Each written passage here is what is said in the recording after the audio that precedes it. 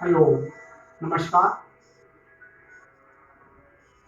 PGI के yoga scholars की तरफ से कोरोना जो आज वैश्विक बीमारी है कोविड-19 के नाम से एक योगा का जो मॉड्यूल उन्होंने बनाया हुआ है, उसी के तहत मैं Raman Kumar from Himalayan yogis आप सबका अभिनंदन करता हूं।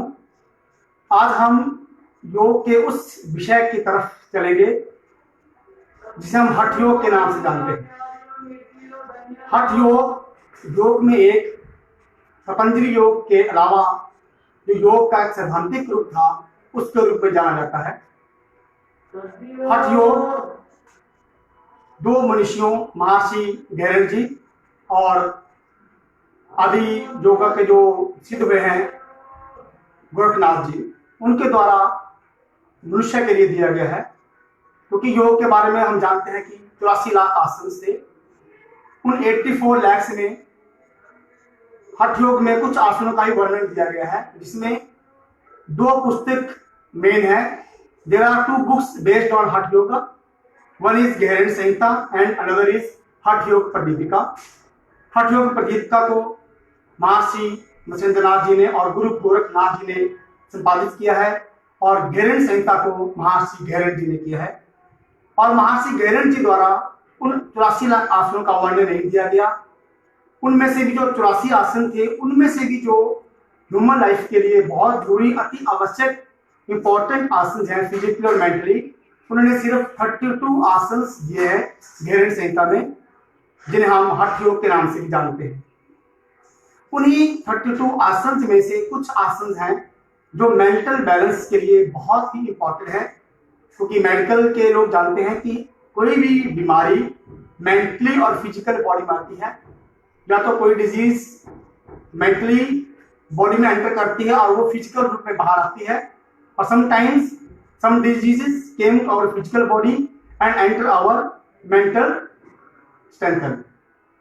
तो उन मेंटल डिजीजेस को दूर करने के लिए हम कुछ 4-5 आसन का आपके सामने व्याख्यान करेंगे, ताकि उन आसनों से हम अपनी मेंटल जो स्ट्रेंथन है उसे इंप्रूव कर सकते हैं और हम किसी भी तरह से अपने फिजिकल और मेंटल स्ट्रेंथन को बढ़ा सकते हैं। सबसे पहले हम इन दोनों आसनों में करने से पहले हम परमपिता परमात्मा से प्रार्थना करते हैं कि हम सबको योगिक लाइफ में सफलता दें। सबसे पहले हम मेंटल स्ट्रेंथन के लिए जाएंगे पद्मासन में। पद्मासन एक ऐसा आसन है जो बहुत थोड़ी सी प्रैक्टिस के बाद हम इसमें सक्सेस हो सकते हैं, सफलता प्राप्त कर सकते हैं। हमारी बॉडी का जो निचले वाला हिस्सा है उसमें सारी स्ट्रेंथन को लॉक करके हम स्टमक में सारी एनर्जी को वाइब्रेट करते हैं, और उस पद्मासन के द्वारा ही हमारे जठराग्नि में भी, यानी जठराग्नि में जो डाइजेशन है वो हमारा इंप्रूव होता है।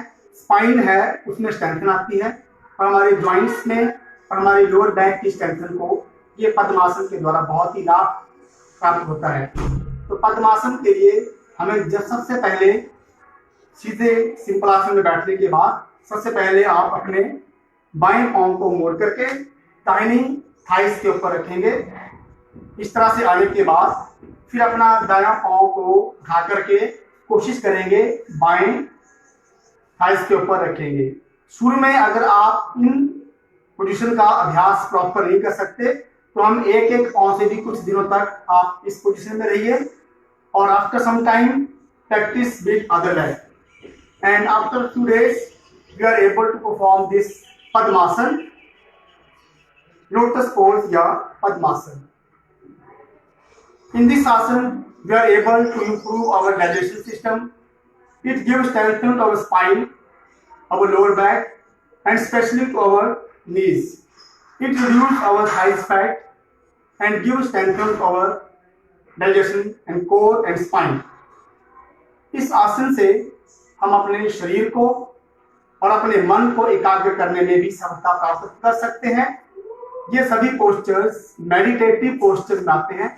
अगर हम इस पोस्चर्स में daily 5 minute 10 minute according our capacity if we sit in this position and meditate ourselves and just try to concentrate over our practice here and sit here for 5 minutes to 10 minutes, we are able to know our heartbeat and our inner strength. And by this posture, we are able to reduce our stress and mental imbalance. इन पद्मासन हमारी body के लिए बहुत ही सुगमता से और बहुत ही अत्यधिक फायदा देने वाला है। तो हम पद्मासन के द्वारा अपने शरीर को, अपनी बॉडी को और अपने मन को एकाग्र कर सकते हैं, क्योंकि योग का जो व्यवहारिक अर्थ है वो है जोड़ना। To join your body and your mind, that is yoga. तो योग एक साधना भी है और एक सात्विकता भी है। पद्मासन के बाद हम एक और आसन का अभ्यास करेंगे, जिसे हम बहुत ही सुगमता के साथ अपने आप घर में बैठ के आराम से कर सकते हैं, जिसे हम स्वस्तिकासन भी कहते हैं। हम सिंपल, जिसे हम कहते हैं कि चौकड़ी मार के सिंपल हम ये जो लेग्स फोल्ड करके जब बैठते हैं, ये वाला सुखासन भी इसका नाम है। और अकॉर्डिंग टू पतंजलि जी ने एक बहुत ही सिंपल व्याख्यान दिया है योग आसन के ऊपर, स्थिरम सुखम आसनम, यानी कि जिसमें शरीर को सुख मिले वही आसन हो सकता है, या जिसमें हम लंबे समय तक अभ्यास पूर्वक बैठ सकें वही आसन कहलाने के लायक होता है। क्योंकि हाथ योग में कुछ एडवांस आसनों का भी प्रैक्टिस होती है, लेकिन शरीर को हम उन्हीं आसनों का द्वारा सभी बेनिफिट दे सकते हैं जिनमें शरीर को हम लंबे समय तक बैठाने में एकाग्र हो सकते हैं। अभी हम एक बहुत ही महत्वपूर्ण आसन करने जा रहे हैं, जिसका नाम है वज्रासन। वज्रासन हमारे शरीर की जो वज्र नाड़ी है उसकी स्ट्रेंथन को बढ़ाने के काम आता है। और वज्र एक और रूप में हम जानते हैं कि वहाँ जो देवताओं के इंद्र है, राजा, उनका जो सबसे बड़ा हथियार है वो वज्र। उसी तरह हमारे पास भी वज्रासन है, एक ऐसा आसन जो हमारे किसी भी प्रकार के इंडाइजेशन को स्ट्रॉन्ग कर सकता है। और अगर आपका डाइजेशन स्ट्रॉन्ग है तो हमारा फिजिकली और मेंटली जो बैलेंस है वो प्रॉपर रहेगा। तो वज्रासन करने के लिए हमें कुछ नहीं करना, दोनों पांव सामने रहेंगे। किसी भी तरह से हम अपने एक एक पांव को फोल्ड करके पीछे की तरफ लेके आएंगे, ये देख लेंगे। हम इस पोजीशन में भी बैठ सकते हैं और पिछले जो पैरों की स्थिति है वो भी फ्लैट रहेगी। हम ये देख सकते हैं, इस तरह से पांव रहेंगे और हमें इस आसन में यहाँ पर आकर के इस पोजीशन में बैठना है। इस आसन के द्वारा हमारी बॉडी का जो सर्कुलेशन है वो नीचे लॉक हो जाता है, ताकि हमारी जो जठराग्नि है, डाइजेशन जो स्ट्रेंथन है, उसमें ही सारा ब्लड का फ्लो रहेगा। घुटनों में स्ट्रेंथन रहेगी। हाँ, अगर आपके घुटनों में पहले से ही कोई तकलीफ है तब हम इस आसन को अवॉइड कर सकते हैं। अदरवाइज किसी तरह के डाइजेशन को इम्प्रूव करने के लिए जो वज्रासन है ये बहुत ही महत्वपूर्ण आसनों में से एक आसन है, इसलिए इसका नाम वज्रासन कहा गया है। और किसी भी तरह के आसन को करने के लिए हमेशा एक हिदायत दी जाती है कि हम हर आसन को एम्प्टी स्टमक ही करें। तो किसी भी आसन को करने के लिए एम्प्टी स्टमक का होना बहुत जरूरी है। लेकिन वज्रासन एक ऐसा आसन है जिसे हम खाना खाने के तुरंत बाद कर सकते हैं और करना चाहिए। सुबह के नाश्ते के बाद या दोपहर के बाद अगर आप समय के अभाव से नहीं कर सकें तो रात्रि के भोजन के बाद इस आसन में कम से कम 1 मिनट से लेके 3 मिनट तक अपनी सुविधा अनुसार जरूर बैठा करिए। हम रोज अगर 1 मिनट नहीं बैठ सकते तो फिर में आप 10 सेकंड बैठिए, 20 सेकंड बैठिए, 30 सेकंड करिए, फिर धीरे धीरे आप 1 मिनट करने के लायक बन जाएंगे। और 1 मिनट के बाद इसे बढ़ाते बढ़ाते अगर आप रोजाना खाना खाने के बाद थोड़ा सा ठहर के वॉशरूम जाकर के इस आसन में बैठेंगे तो आपके ना तो ज्वाइंट में कोई प्रॉब्लम आएगी, ना आपके लोअर बैक में प्रॉब्लम आएगी, और कभी भी आपको डाइजेशन से रिलेटेड कोई भी प्रॉब्लम शरीर के अंदर नहीं आ सकती। और ये आसन जितना इम्पोर्टेंट डाइजेशन के लिए उतना ही मेंटल बैलेंस के लिए भी है।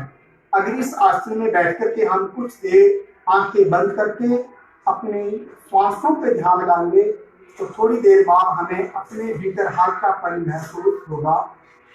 तो इस आसन के द्वारा भी हम अपने आप को, अपने शरीर को अपने फिट रखने में, हेल्दी रखने में हमेशा कारगर होंगे। ये सभी आसन घेरन संहिता में हठ योग के नाम से भी जाने जाते हैं। इन्हीं आसनों में एक बहुत ही महत्वपूर्ण आसन जो मैं आप बताने जा रहा हूँ वो है सिद्ध आसन। मेडिटेशन में बहुत ही इंपॉर्टेंट है सिद्धासन, और सिद्धासन के बारे में बहुत व्याख्या की गई है, जो अगर हम कभी लेक्चर देंगे तो इसी के ऊपर 1 घंटा निकल जाएगा। तो सिद्धासन की जो एनर्जी है, जो शक्तियां हैं, वो बहुत ही गुप्त भी हो सकती हैं, लेकिन जो लोग लंबे समय तक योग साधना करते हैं वो सिद्ध आसन के द्वारा अपने शरीर की सारी एनर्जी को कंट्रोल करके मूलाधार शक्ति को जागृत करने में भी यह आसन बहुत ही फायदा करता है। तो सिद्ध आसन में जाने के लिए हम सबसे पहले अपने नॉर्मल पोजीशन में आएंगे, नॉर्मल अभ्यास में आएंगे।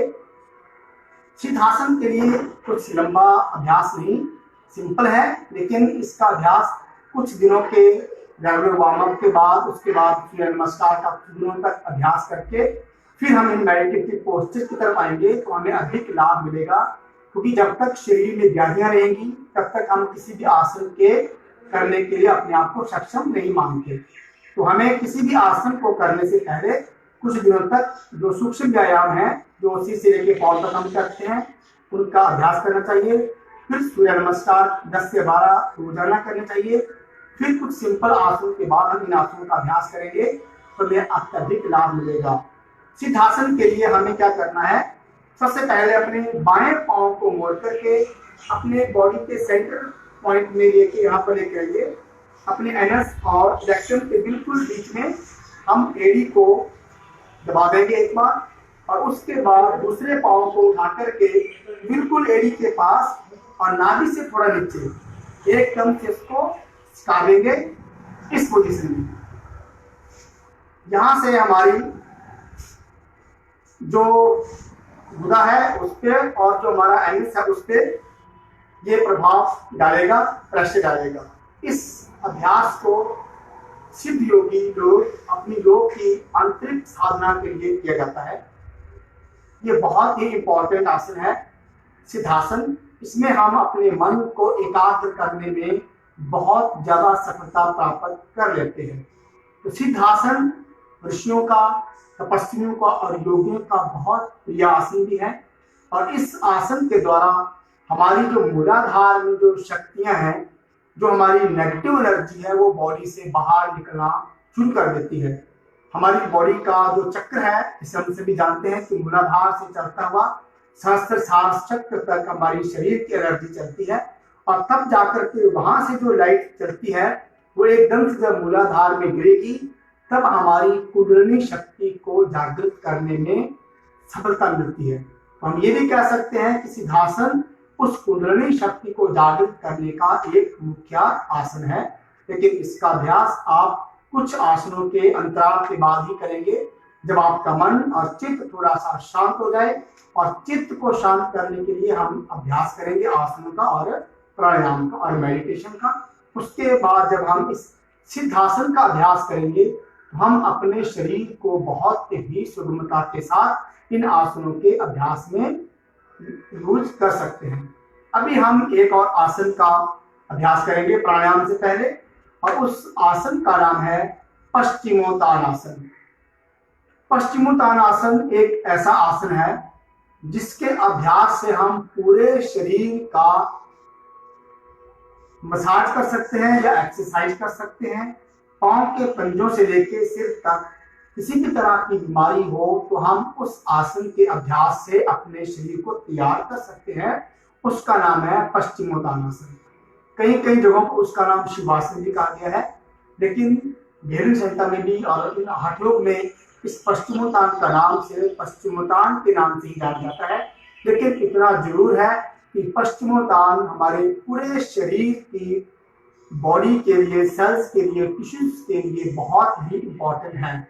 इस आसन के लिए थोड़ा सा अभ्यास करने से पहले हमें एक प्रिकॉशन रखनी पड़ेगी कि अगर किसी का हाई बीपी हो, किसी हार्ट की प्रॉब्लम हो, या किसी को बहुत ज्यादा सर्वाइकल हो और स्पाइन में पेन हो, बैक में पेन हो, तब आप इस आसन का अभ्यास नहीं करें।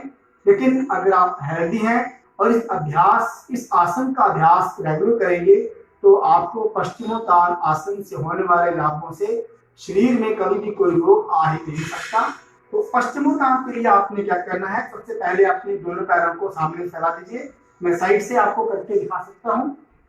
इस तरह से आप अपने दोनों पैरों को सामने रखिए, दोनों लेग्स को सामने रखिए, शरीर को ढीला छोड़ दीजिए।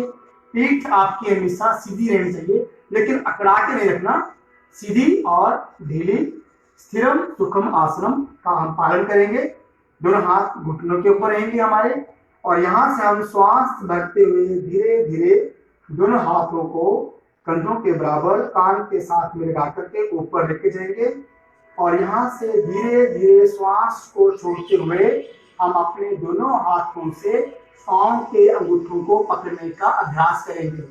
जो लोग शुरू में पैरों को नहीं पकड़ सकते वो उस जगह तक पकड़े जहां तक, अगर आप शुरू में यहाँ तक पहुंच रहे हैं तो आप कुछ दिन इसको यहीं पर रोक के रखिए, क्योंकि जब आप कुछ दिन यहाँ रखेंगे तो धीरे धीरे आपकी बॉडी की फ्लेक्सिबिलिटी बढ़ेगी तो धीरे धीरे हमारा शरीर आगे झुकने के लायक बन जाता है, और धीरे धीरे हम फिर अपने पांव के अंगूठों को पकड़ के कोशिश करेंगे कि धीरे धीरे इस पोजीशन में आएंगे, ताकि यहाँ से हमारे जो एल्बोज हैं वो पहले जमीन पे लगनी चाहिए, और जब एल्बोज जमीन पे लग जाए तो हम धीरे धीरे अपने माथा को भी धीरे धीरे घुटनों के ऊपर लेके आ जाएंगे।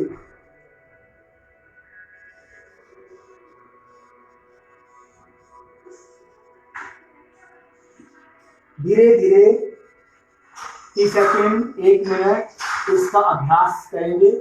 अगर आपको शुरू में मुश्किल आती है तो हम धीरे धीरे अपने पैरों को यहाँ से पकड़ सकते हैं, यहाँ से पकड़ सकते हैं। अगर यहाँ तक आ रहे हैं किसी के हाथ तो आप इस आसन को यहाँ तक भी कर सकते हैं, क्योंकि आप जबरदस्ती किसी भी आसन को करने का प्रैक्टिस मत करें। धीरे धीरे जब आप कुछ दिन करेंगे तो आपकी बॉडी अपने आप धीरे धीरे नीचे आती जाएगी, और कुछ दिनों के अभ्यास से ही हम इस पश्चिमोत्तान को इस पोजीशन में, फाइनल पोजीशन में पहुंचाने के लायक बन जाते हैं।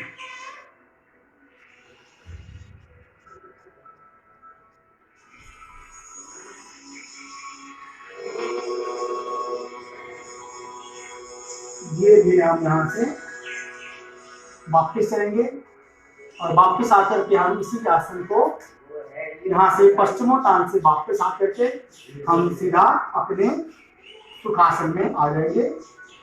अब यहाँ पर आने के बाद हमें जब भी विश्राम करना है किसी आसन से तो हमें मेडिटेटिव पोस्चर में और प्राणायाम के बिना आसन को नहीं छोड़ेंगे। जब भी हम आसनों का अभ्यास खत्म करें तो कुछ समय के लिए हम मेडिटेशन में जरूर जाना चाहिए।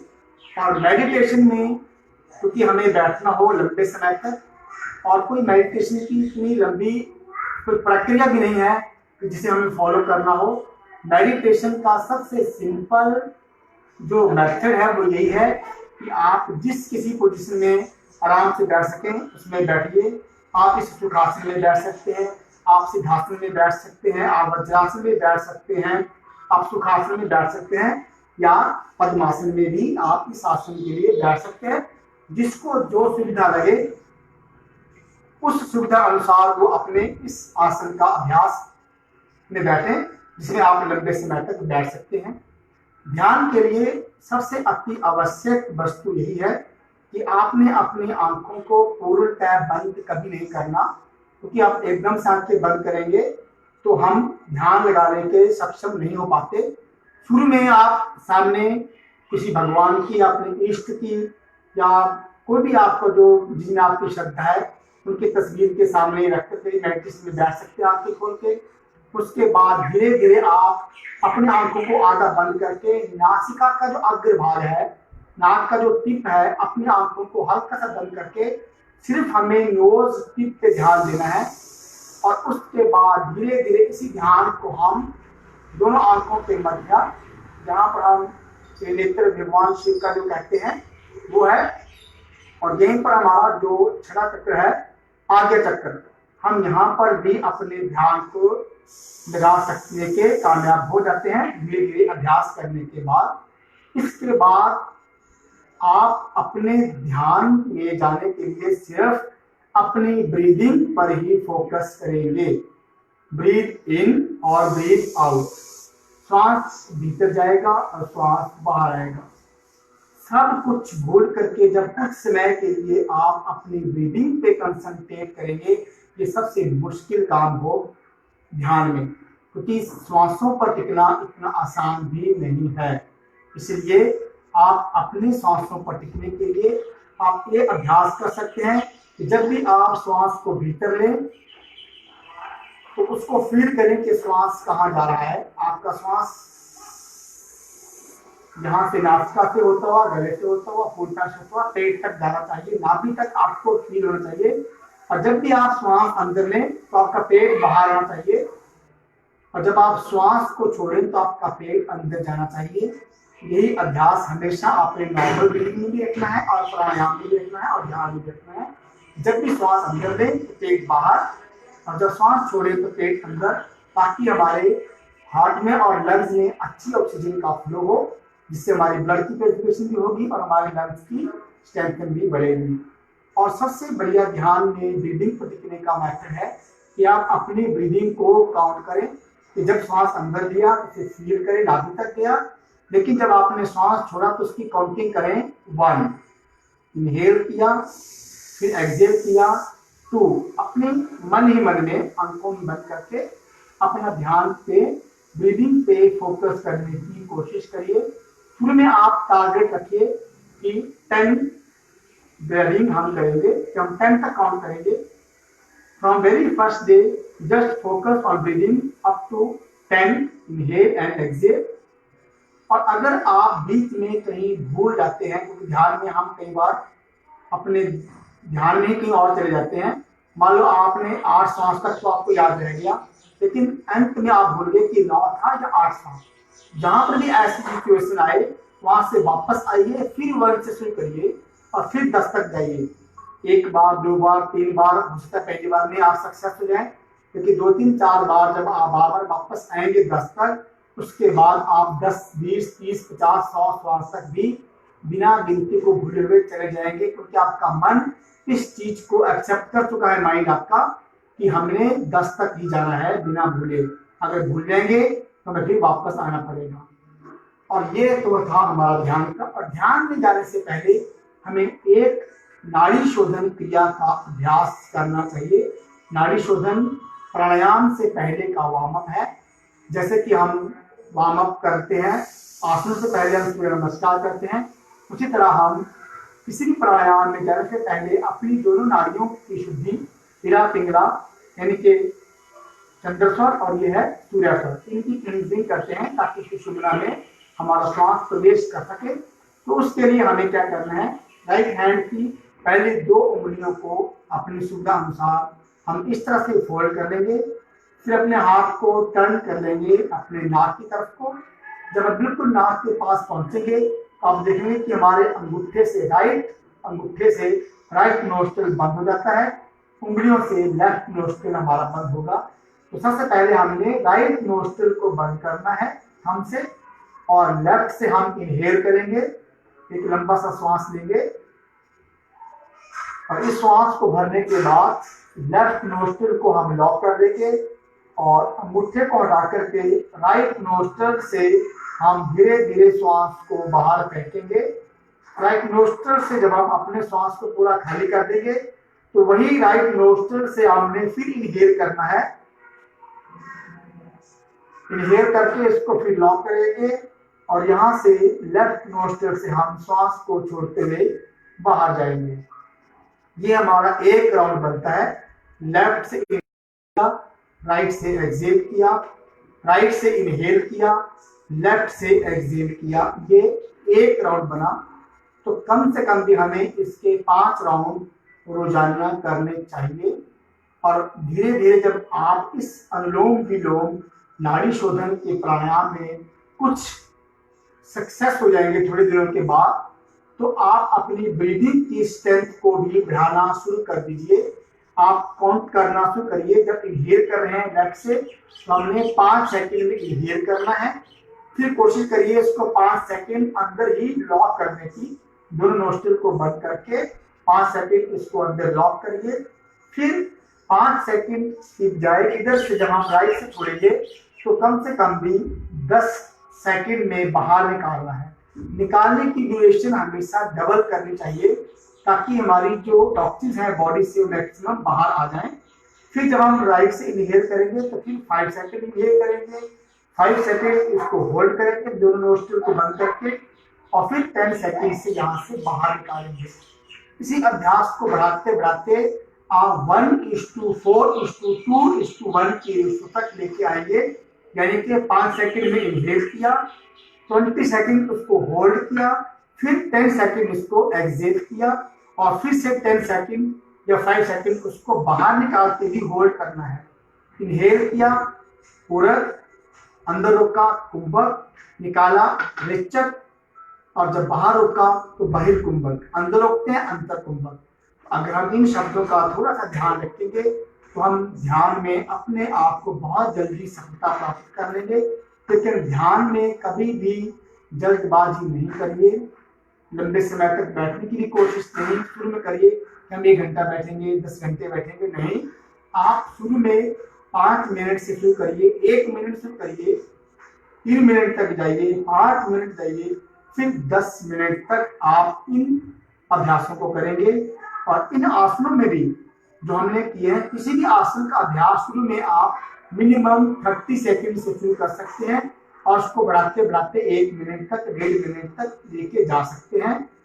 और जिस किसी एक आसन को आपने सिद्ध करना हो, कभी भी जिंदगी में कोई एक आसन अपनी लाइफ में ऐसा रखिए जिसको आप कम से कम भी रोजाना 1 मिनट से लेके 3 मिनट तक, या 10 मिनट से लेके 30 मिनट तक, या मैक्सिमम 1 घंटे तक। अगर आपको लगता है कि आपके पास 1 घंटा किसी आसन में बैठने के लिए है तो एक ऐसा आसन जरूर चुन लीजिए जो आपके लिए संभव हो, आपके लिए करने में सुगमता हो, आसानी हो, इजी हो। उस एक पोस्चर में बहुत सालों तक जब आप एक पर्टिकुलर टाइम तक बैठेंगे तब आपको उसके बहुत सारे लाभ मिलेंगे। इन्हीं शब्दों के साथ मैं आज के इस सेशन को विराम देता हूँ और उम्मीद करता हूँ कि बहुत जल्दी हम फिर से अगले सेशन के लिए भी मिलेंगे। धन्यवाद।